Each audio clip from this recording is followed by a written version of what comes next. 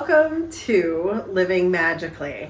I'm your host, Michelle Orwick, and I'm here in Egypt with my dear friend Noha, my favorite Egyptologist, and she has just given us an amazing tour of Egypt. So she's also been hosting us. This is her beautiful, lovely home. And if you see a little dog walking around, if you're watching on video, this is our favorite animal friend, Chanel. Yes. And I just wanted to thank you, first of all, for the patience of all of the questions we have asked you for the last month. Every time we turn around, we're asking her a question. And that just made me think, we should ask some of these questions for everybody at home too. Hello, Michelle. It was my pleasure to be with you and with all the group. Actually, all of you, you were amazing and you were asking very good questions. It opens some doors and paths for us to learn more about Egypt and the secrets of the ancient Egyptians. What I love is that when you do this tour, it's an initiatory tour, right? You start at a very specific place on the Nile. Yes. And why do you do that? Actually, I want to let the people open their hearts to some special places in Egypt, especially if we start visiting Egypt from south. Because this part of Egypt, it was like the biggest healing center in history since the ancient Egyptian time. I felt that every time I go up and hit Aswan. Aswan is my new favorite city in the entire Egypt area. It's really beautiful. You feel relaxed at this special place because the name of Aswan is coming from Sun, and Sun at the ancient Egyptian time it means healer or doctor. So that's why I was very happy to start our tour from the place of the healers, the house of the healers. Yes, Yeah. And I felt that both at Philae and at Kom Ombo. Yes. Do you have a preference in those two, or are they just very different? They are very different in energy.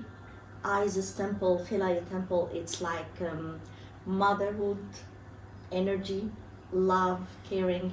But Kom Ombo, it's a real healing center. Of course, Isis, she was a healer, but we need to start from her place to open a gate for us to go to Kom Ombo, because Kom Ombo, it's a real hospital. That was what was interesting, seeing all the different images of actual healing on the walls there. Yes, yes. And so they would trek there to receive healing. Exactly. And it's not only about receive healing, especially Kom Ombo temple, which is my favorite temple. It's not a big one, but it's very powerful one. So in this temple, we try to make the balance and equilibrium inside our body to know exactly which is the bad side and try to control it, to gain energy, and then to go to the good side, the light. And then we can keep that energy to continue our path. Kind of like an equinox, right? Yes. You want to be in balance. Not too much of this and not too much of that. Exactly. Goldilocks. Exactly. Yeah, you're right. Just right. Yes. Yes, I agree. Oh, very exciting. Yeah. We also then took a trip down the Nile, Mm-hmm. and what's really cool is we've decided to do a video series where we actually stop at these different temples on an internet tour. We'll just talk about it, show some pictures, and she's agreed to do this for us. Thank you. So I believe also if we do this kind of classes or whatever you want to call it, so also we're gonna open doors for the people to know more about each spot, because each temple, it's not only about energy or a place dedicated to one of the gods. No, The ancient Egyptian, they knew from the very beginning of the history the chakras in our body. Yes, the energy centers. Energies. So each temple, it was connected to one of the chakras. I love that. And each temple represents a place in our body. So when we are visiting the temples, even virtual visits, so it's like we are navigating in our body to learn more about how to clean the body.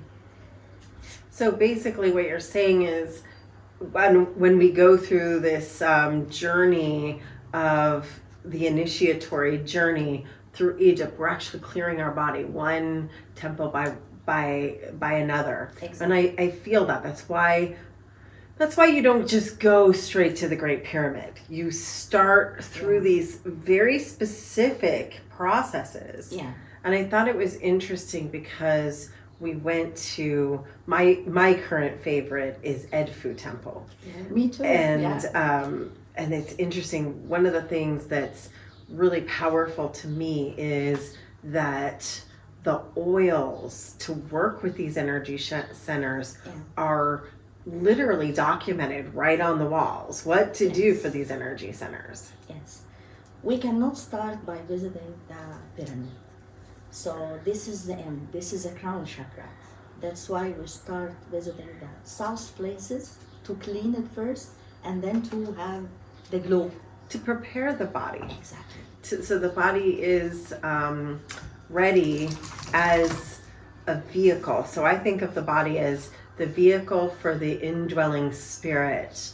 But you call it the Merkaba. Exactly. Yeah. So could you define that for our audience? Actually, the ancient Egyptian, when they built the pyramids, they built it as a vehicle. So the main building, it's the pyramid itself. Beside the pyramid, they built a small temple connected to the pyramid, and then there is a pathway connected the small temple with another temple. We call it the Valley Temple. So the three buildings, they call it at the ancient time Merkaba. Mer, it's the pyramid. Ka, it's the small temple dedicated to the pyramid. And then the Ba, it's the third temple. So Merkaba, it means in Arabic vehicle, or we use it. We use this expression now as a vehicle. So first, you need to visit the Ba, which is the soul. You need to clean your body, to prepare your body, and then to go through this path to visit the second temple, the Ka. In the Ka, it's more spiritual, more elevation, even with the path. The path is going up. More elevation. And then when you clear your body, clear your soul, you are prepared to go to the Mer. And actually the Greek, they call the pyramid Pyramisa, which is the expression that we use now. Pyramisa, it means the house of the fire or the flame. So it's the top. The awe. Exactly. Each place, it has the special essential oil that you can use to clean your body, as well as the temples. You mentioned Edfu Temple. So actually, as I told you, each temple, it's a place for one chakras inside our body, and for each temple we use different kind of essential oil. All of this was written at Edfu Temple. That's beautiful. Yeah. Well, we are super honored to have you here today. If you want to learn more, we're actually going to do a class, a deep dive into each of these temples as a video series that will start in July, I think.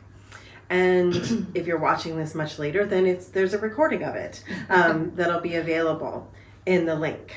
It'll either be an ad or once we've got it up, you can buy it. But in the meantime, I do want to just wrap up with one other question, which is, what is your favorite temple? I think I know. I'm gonna write down in my hand a guess. So actually, there are two temples, my really favorite temples, Kom Ombo Okay.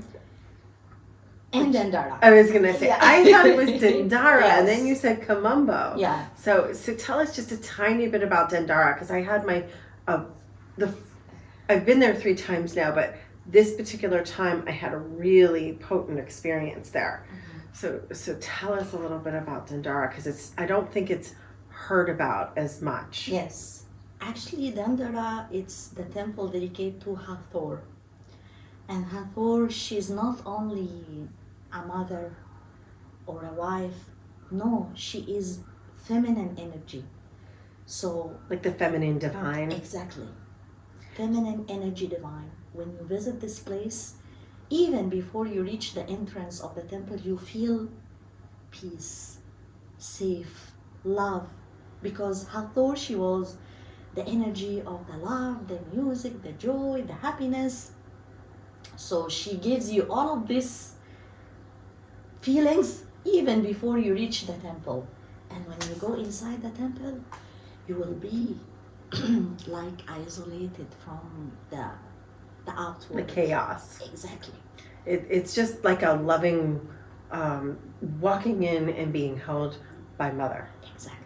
It's not only about that, but even the underground of this temple. It's full. This was the first time I went down. Yeah. It was closed one of the times, Yes. and this time there was a special ticket down into some of the most beautiful, well-preserved art on the walls, and very specific. I can feel the energy of the place while I'm talking about it now. It's about giving you a new life, a rebirth.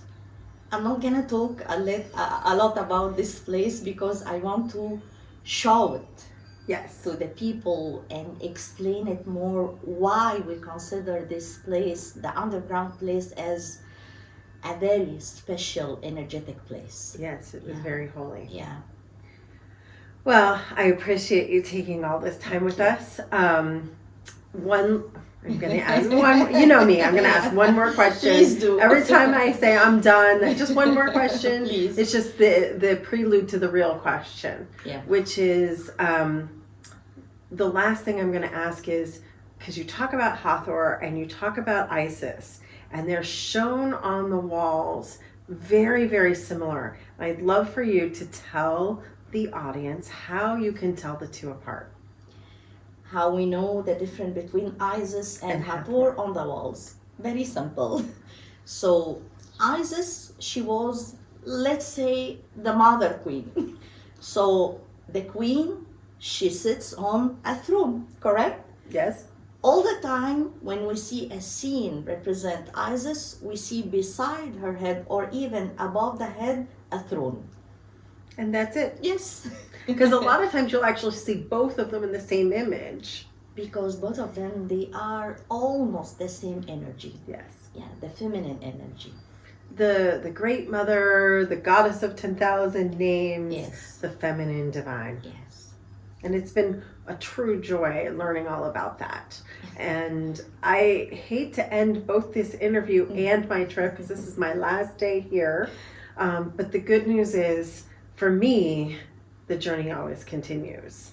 Yeah, we never say goodbye in Egypt. We always say to the next time, because we know Egypt, it's home for everybody.